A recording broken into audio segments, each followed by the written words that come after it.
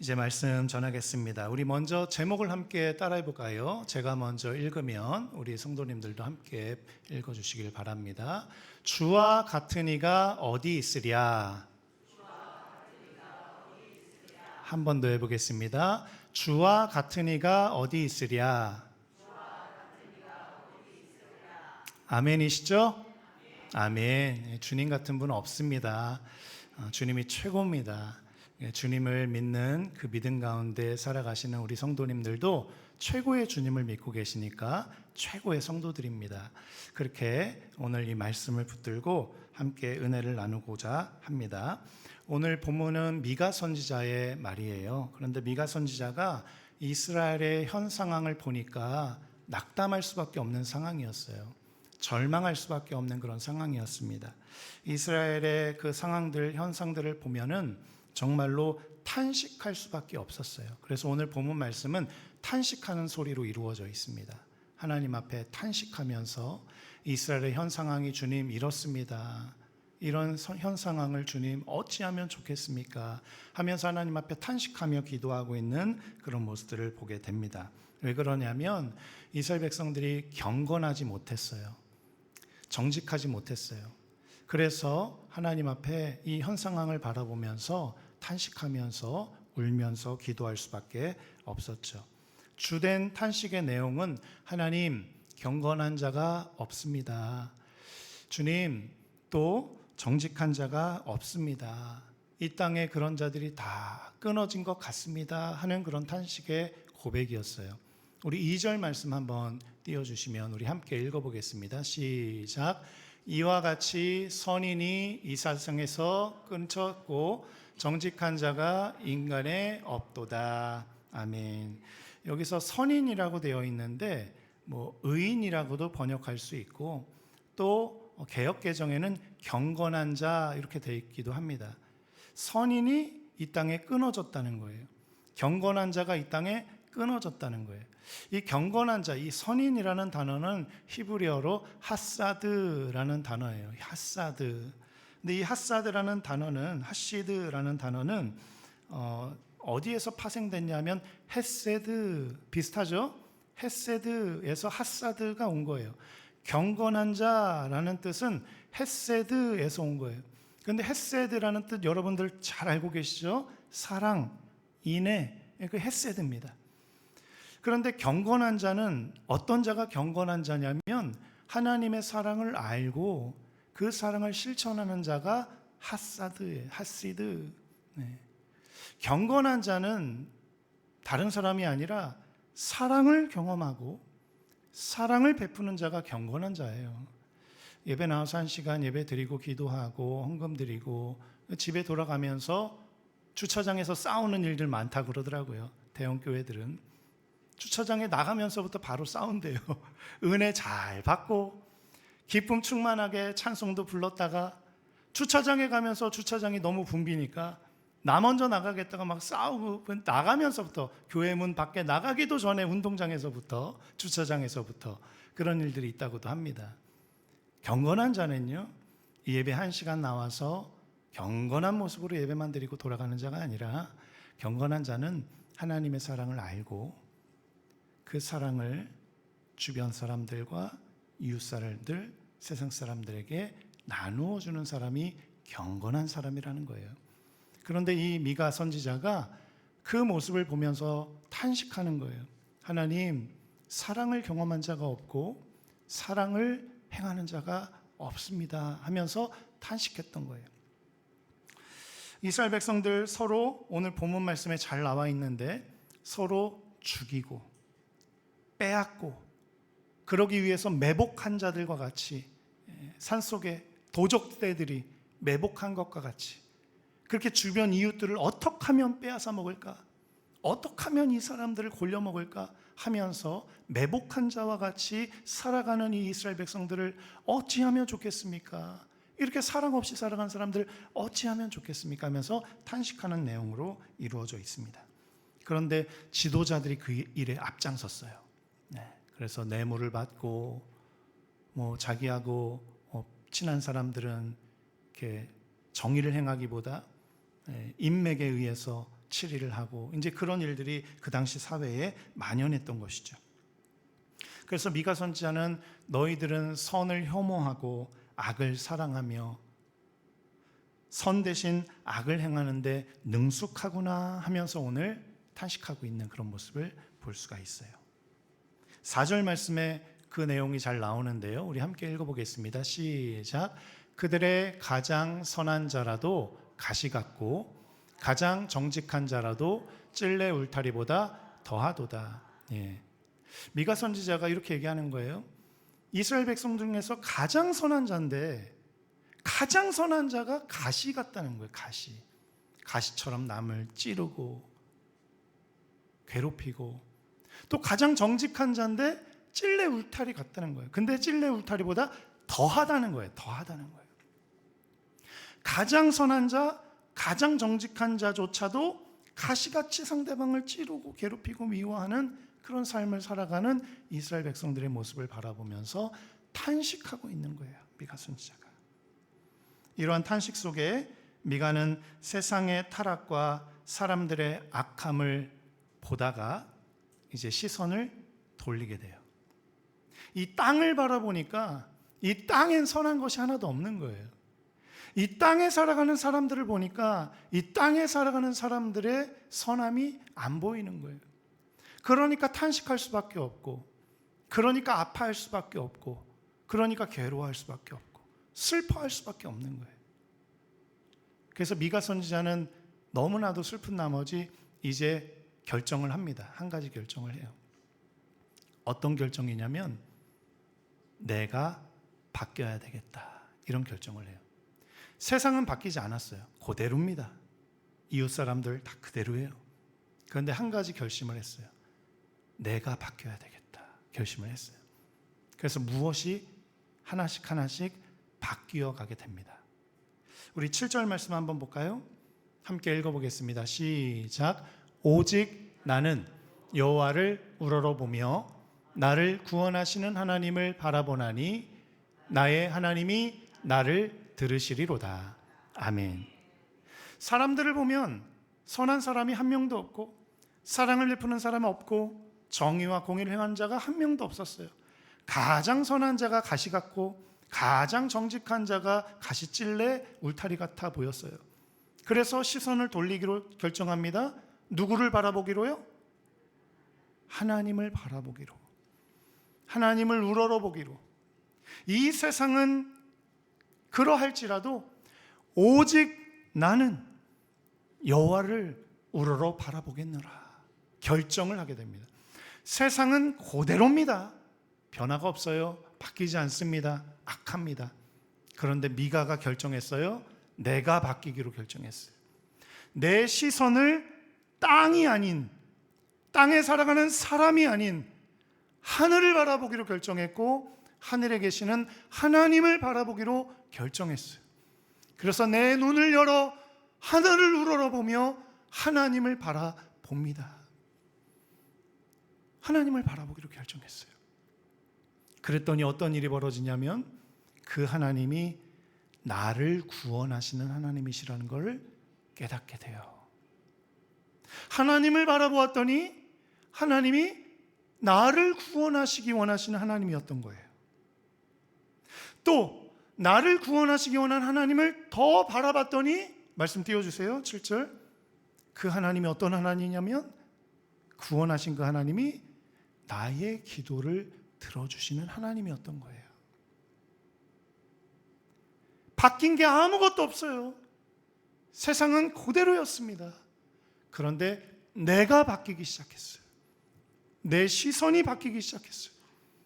그랬더니 하나님이 보이기 시작합니다. 하나님이 나의 기도를 응답하신 하나님이고 하나님이 나를 구원하시는 하나님이구나 깨닫게 되어지는 놀라운 역사가 시작되어집니다. 사랑하는 성도님들, 세상은 바뀌지 않을 수도 있어요. 세상을 보니까, 사람을 보니까 낙심될 때도 있어요. 그러나 그때 우리의 시선을 하늘로 향하여서 하늘 하나님을 우러러 바라보시며 나의 기도를 들으시고 나를 구원하시며 이 세상의 빛이 되시고 생명이 되시고 소망이 되시는 그분을 우러러 바라보시는 우리 성도님들 되시길 간절히 축원합니다. 그렇게 하나님을 바라보기 시작할 때 하나님의 역사가 일어나기 시작하는데 8절 말씀입니다. 함께 읽어보겠습니다. 시작. 나는 엎드러질지라도 일어날 것이요 어두운 데 앉을지라도 여호와께서 나의 빛이 되실 것임이로다. 아멘. 하나님을 바라보기 시작했더니 이제는 내가 엎드려져도 다시 일어날 힘이 생기는 거예요. 어두운 데 앉아있는 것 같았는데 주님이 나의 빛이 되시는 놀라운 역사를 경험하게 되는 거예요. 세상이 흑암과 같이 깜깜해 보였는데 주님을 바라보기 시작하니까 주님의 빛이 비춰지게 되는 놀라운 역사가 일어나게 되고, 이제는 끝난 것 같았는데, 엎드러진 것 같았는데, 다시는 못 일어설 것 같았는데 주님을 바라보기 시작하니까 다시 일어날 힘과 소망이 생기게 되어지는 미가의 고백을 우리는 볼 수가 있습니다. 그렇습니다. 하나님, 우리가 엎드러져 있을 때 하나님을 바라보기 시작한다면 일으켜 주시는 분이세요. 깜깜한 칠흑과 같이 어두움의 터널을 지나가고 있는 것 같은 인생의 마지막 순간인 것 같은 그런 시궁창과 같은 그런 인생이라 할지라도 그때 주님을 바라보게 되면 주님께서 나를 빛 가운데로 인도하시는 놀라우신 하나님 되신다는 것이죠. 그렇게 9절 말씀에 이렇게 고백하고 있습니다. 주께서 나를 인도하사 광명에 이르게 하시리니 내가 그의 의를 보리로다. 우리를 빛 가운데로 인도하시고 광명으로 이끌어 주시는 분이세요. 그 빛 가운데로 인도되어져 나갈 때 우리는 광명 가운데 있게 되는데 누구를 보냐면 그의 의를 보게 되는 거예요. 여기서 그의 의라는 단어는 그의 얼굴이라고 바꾸어서 번역할 수가 있습니다. 우리가 주님을 바라보기 시작할 때 주님은 우리의 기도를 들으시고 우리의 구원자가 되시고 빛 가운데로 인도하시고 주님의 얼굴 가까이로 우리를 이끄시는 그런 놀라운 하나님의 역사를 보게 되는 것이죠. 주님께로 점점 가까이 인도되어지는 거예요. 변한 건 아무것도 없습니다. 다시 말씀드려요. 변한 건 아무것도 없어요. 내 문제, 내 상황, 내 주변 이웃들, 이 사회, 아직도 변한 건 아무것도 없습니다. 그러나 한 가지가 변했어요. 나의 시선이, 땅을 바라봤던 나의 시선이 하늘 하나님을 바라보기 시작했어요. 그랬더니 이런 놀라운 역사가 일어나기 시작하는 것이죠. 우리가 하나님을 바라보기 시작할 때 하나님의 회복의 역사가 일어납니다. 우리가 하나님을 바라보기 시작할 때 하나님이 우리 가운데 역사하시기 시작합니다. 그래서 오늘 본문 말씀 가운데 우리가 지금 읽진 않겠지만 11절에서 15절까지의 말씀을 보면 회복의 내용들에 대해서 아주 상세하게 기록이 되어 있어요.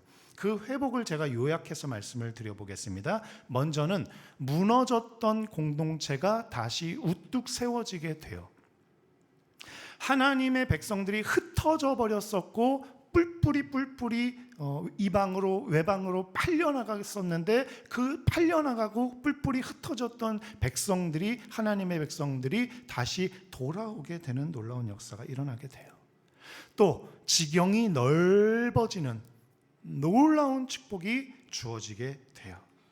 또 주님께서 목자가 되셔서 또 우리는 양이 되어서 선한 목자 되시는 주님의 인도하심과 막대기와 지팡이로 우리를 안위하시는 놀라운 형통과 보호하심도 받게 돼요. 우리를 안위하시고 우리를 먹이시고 또 때로는 출애굽과 같은 기적과 이사를 행하셔서 능력의 팔로 우리를 인도하신 하나님을 또 경험하게 돼요. 전능의 팔로 우리를 보호하시는 하나님을 경험하게 돼요. 이게 회복입니다. 이 회복이 언제부터 시작됐다고요? 바뀐 건 아무것도 없어서 내 눈이 하나님을 바라보기 시작했을 때 이 회복의 역사가 일어나기 시작하는 것이죠. 그렇습니다. 우리가 다른 일 하지 않아도 오롯이 우리의 시선을 주님께로 향하기 시작할 때 하나님의 회복의 역사는 일어나게 되는 것입니다. 권능의 팔로 역사하시고 우리를 다시 찾아오셔서 회복하시고 치유하시고 또 그 치유의 하나님을 우리는 또 바라보면서 그 권능의 팔로 우리를 안으시는 하나님을 바라보면서 그 위대하신 주님을 찬양하고 경배하게 되는 이 선순환의 역사가 일어나게 되는 것이죠. 그래서 미가의 고백은 이렇게 고백해요. 그 모든 회복을 경험한 후에 주와 같은 이가 어디 있으랴. 이 고백이 그때 나오게 되는 것입니다. 18절에서 19절, 20절까지 우리 미가의 고백을 한번 우리도 따라해 볼까요? 한번 다 같이 따라 읽어보겠습니다. 18절에서 20절까지 말씀입니다. 시작. 주와 같은 신이 어디 있으리까? 주께서는 죄악을 사유하시며 그 기업에 남은 자의 허물을 넘기시며 인애를 기뻐하심으로 노를 항상 품지 아니하시나이다. 다시 우리를 긍휼히 여기셔서 우리의 죄악을 발로 밟으시고 우리의 모든 죄를 깊은 바다에 던지시리이다. 주께서 옛적에 우리 열조에게 맹세하신 대로 야곱에게 성실을 베푸시며 아브라함에게 인애를 더하시리이다. 아멘. 18절 말씀 띄워주시면 주께서 우리의 죄악을 사유하십니다. 기업에 남은 자의 허물을 넘겨버리십니다. 노를 항상 품지 않으십니다. 하나님이 만약에 우리의 죄를 사유하시지 않고 고려해 주시지 않고 인간의 그 어떠함을 고려하시지 않아서 정의로운 판사로 정의롭게만 판단하시고 사랑을 배제한 정의로만 판단하신다면 나만 할 사람이 없어요. 다 죽어야 돼요. 다 멸망당하고 다 저주를 받아야 되고 다 지옥에 가야 돼요. 그런데 주님께서 우리를 생각해 주시는 거예요.